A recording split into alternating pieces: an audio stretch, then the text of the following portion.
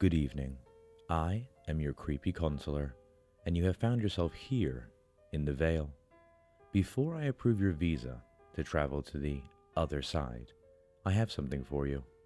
The creepy counselor pulls out a nightlight and hands it over to you with a grin. You may not like it, but this is needed for where you are going. But before you go, please remember my advice. If you ever feel uneasy, or if they notice you at any point, run, and I will open the veil for you again. Folks who visit me invariably ask about how dark my apartment is. I'll flip on the overhead lights to ease their minds, but rarely ever explain the truth to them. I'll just say I'm sensitive to the light, or I've always enjoyed the dark more than the light. They drop it, but already their words have brought to mind the scariest 5 years of my life. I was dating at the time, and as expected, she made passing comments about how dark my apartment was.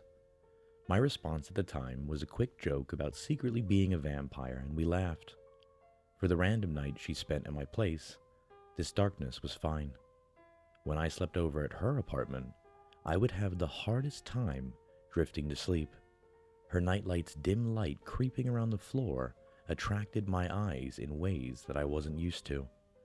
I would wake up from restless sleeps, and when pressed, I told her it was the light. My parents raised me to enjoy the dark, so the light distracts me and keeps my mind working overtime. She said the same thing about the darkness in my apartment. If we were going to make this work, one of us would need to give in. Eventually, I was the one who worked on making those changes. I started at my place by leaving a light on a few rooms away, letting just a sliver of light dance into my room at night. The longer I practiced, the closer I could bring the light until finally there was a nightlight in my room and another just down the hall. Further helping me, I made sure they were nightlights sensitive to the dark. That is, there was a sensor that would control how much light they gave off, depending on how dark the area immediately around them was. This allowed for ambient moonlight to keep the nightlight from full intensity. She noticed the light, and that's when the plans for living together took shape. It only took a couple of months before she moved in. Her nightlight, with a slight cover as a compromise to limit its brightness, was placed in the bedroom. My two nightlights were placed in the bathroom just beside our bedroom and the hallway. With this setup, she fell asleep as soon as her head hit the pillow, and I could follow within a half hour. On the darkest nights, when the nightlights would be shining their brightest, I learned that throwing in an earpod and putting on some dark rainy sounds was all I needed. It took 2 years before we noticed anything strange happening with my lights, though neither of us were sure nothing happened during those first 2 years. Just one morning, my girlfriend said over breakfast, "Your light was acting weird last night." In what way? I had to get up for some water, and as I walked by, it got brighter. You know, my shadow. But as I passed it, it didn't dim immediately. And then as I came back to bed, it brightened before I would have gotten to it. I don't know. Maybe it's just oversensitive? I'll keep an eye on it. Wake me if it happens again. You like your sleep. For you, I'll wake up. She smiled.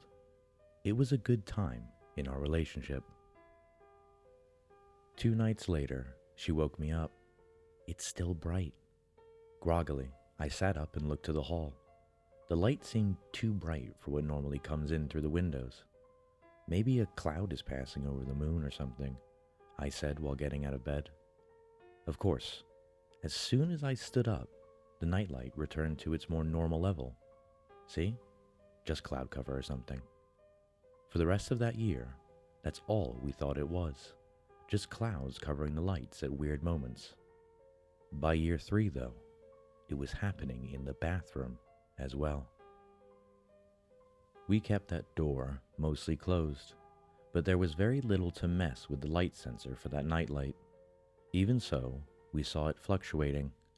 After the first night of it, I changed light bulbs thinking maybe that was finally giving out. That night, though, the light fluttered like crazy, as if someone was passing their hand over the sensor bar and making it pitch black, then returning to ambient light, then back to black, and so on and so forth.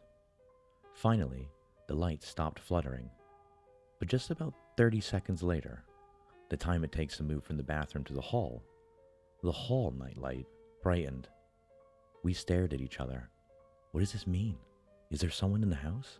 I didn't see anyone. Should we call someone? Who would we call?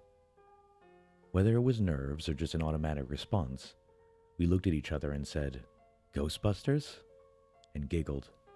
The tension was cut for that evening. A couple of nights later, the same thing happened. We stared at the brightening light, watched it dim, watched the hall nightlight brighten, and held the blanket up to our chins. We shivered the rest of that night despite the sweat from the warm blankets. The night after, we started to expect the weird phenomenon to occur again. The return to normalcy distracting us more than the weird fluctuations we expected to see. A flutter of a nightlight had one of us poking at the other and pointing, but nothing like the night before. Over breakfast, bleary-eyed, we wondered if this was limited to those two lights, a defect of sorts. My girlfriend thought that getting more could solve that problem, and also maybe show us if it's only those two locations where this happens. I was less certain. Do you want me to invite this phenomenon further into the house? It's already in our bathroom and hallway. We don't know that.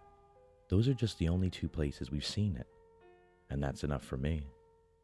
Despite my protests, within a week, power strips were daisy-chained throughout the hallway with multiple light-sensitive nightlights plugged in. As if called, we saw something that very night the strips were plugged in. I was on the couch, angry at the addition of the nightlights. My head was turned as far from the hallway as I could get it, but even so, I could still tell when the hallway brightened. It started from the area closest to me and walked down to the bedroom. "Did you see that?" my girlfriend yelled.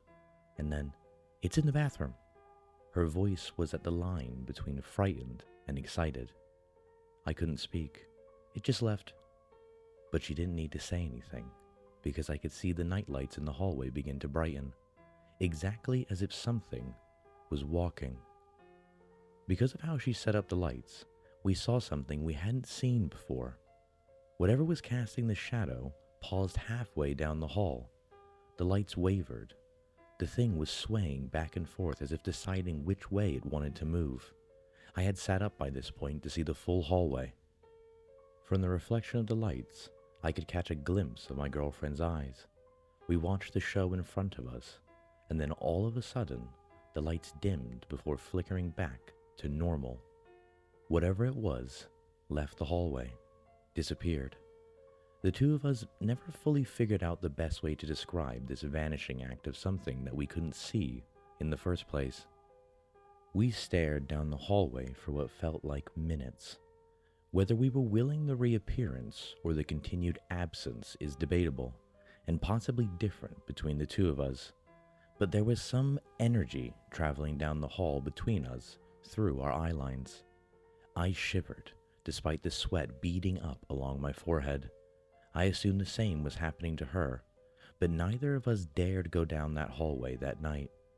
Whether the thing was there or not, we were too scared to tempt fate. Instead, we stared down the hallway until the sun rose. Nothing happened during the next couple of nights. I thought that was worse. She was happy to know that nothing moved down the hall and into our bathroom. Eventually, she brought more of the light-sensitive nightlights and put them throughout the apartment. Just walking through what had been my home was now a light show. I took to wearing sunglasses inside to deal with all the changing lights. My girlfriend was happy with the increased light. She told me too often that I liked the dark too much and needed more light in the apartment. By the time 2 weeks passed with no incident, she started talking as if she wanted the phenomenon or entity, whatever it truly was, to return. She stayed up in anticipation. I stayed up in a light-flooded haze of dread. I started seeing light fluctuations during the day, but that could have been my own sleep deprivation playing tricks on me. I knew not to trust my eyes. Just walking down the street, I would see the sun brighten and dim, then the traffic lights would brighten and dim, then my own dashboard would brighten and dim. My girlfriend's wish eventually came true. We were both in bed, but I was not asleep. I saw the nightlights in the hallway brighten and knew what was coming. Through the hallway, into the room, paused by the bed, her side, as if it knew who was summoning it, then to the bathroom. By the time it made it to the bathroom, my girlfriend had woken up, and there was a strange smile crossing her face. I didn't know what scared me more, her smile or the light signaling something was walking around the apartment. The bathroom nightlight faded, and again the bedroom lights started brightening. More importantly, the lights by her side of the bed brightened. Her eyes turned full black, as if something was blocking her irises from the lights. She gasped. I shot out of bed and over her into the empty space between her and the brightening nightlights. All I felt was intense cold, so intense that I fell to the ground with my muscles cramped. She gasped again. Then the lights moved out of the bedroom and down the hall. I could feel the ambient heat return to my body by the time the last nightlights in the hall brightened. Then all the lights returned to normal. By the time we lived there for 4 years, the visits were happening weekly. They always had a lingering presence along whatever side of the bed she was sleeping on. The rare nights that I slept through the visit, and very rare those nights were, I would wake with scratch marks along my arms and bloodstains on the bed. Those days, she woke up happier than usual. As we approached what would be our last year together, I started sleeping less.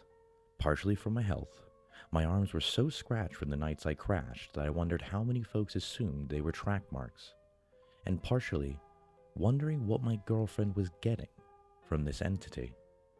By this point, light-sensitive nightlights had been placed throughout the house. I flinched whenever a cloud covered the sun at the change in light. Flashing lights at street signals started to paralyze me. Moving through the apartment was a cavalcade of bright and dim and bright and dim, and the pattern burned into my retinas so deeply that I continued to see it outside the apartment.